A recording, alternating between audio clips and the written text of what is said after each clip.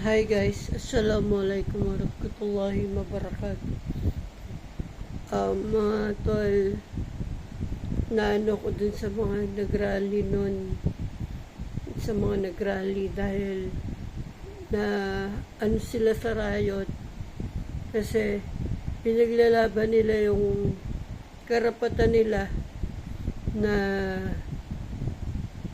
makuha yung tamang sahod nila na kinukuha ng government na napupunta lang sa gobyerno ang sahod nila na hindi tama yung sinasahod sa kanila, kaya sila nagprotesta dahil pinaglalaban nila na maibigay sa kanila yung tamang sahod. Kaya sa lahat ng nagprotesta, paglaban natin yan. Kasi lahat tayo Pilipino Pinagtrabawan natin yun, pinagsikapan natin yun. Tapos mawawala lang. Kasi dahil sa presidente natin, si Bongbong Marcos, sa lahat ng korap, isa ka na doon, Bongbong.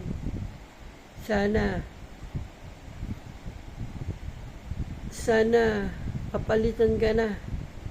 Ang babagay na maging presidente si Sir Rapi Tulfo dahil matulungin sa kapwa at maraming natutulungan. Yun yung dapat na maging presidente ng bayan, hindi ikaw. Kasi ang bobo-bobo mo.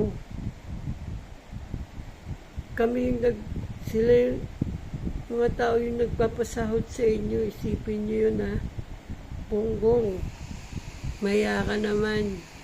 Ibigay mo na yung mga nila, sahod nila ng tama. Kasi para rin yun sa kanila Pinaghirapan nila yun tapos di mo may ibibigay. Pakiyo ka na lang Tandaan mo, maraming galit sa'yo. At maraming galit sa'yo ang kababayan nating Pilipino.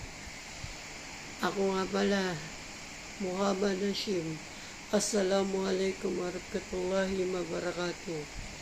Kapatid ko, si Robin Padilla. Assalamualaikum, Robin Padilla. Idol, assalamualaikum sa'yo.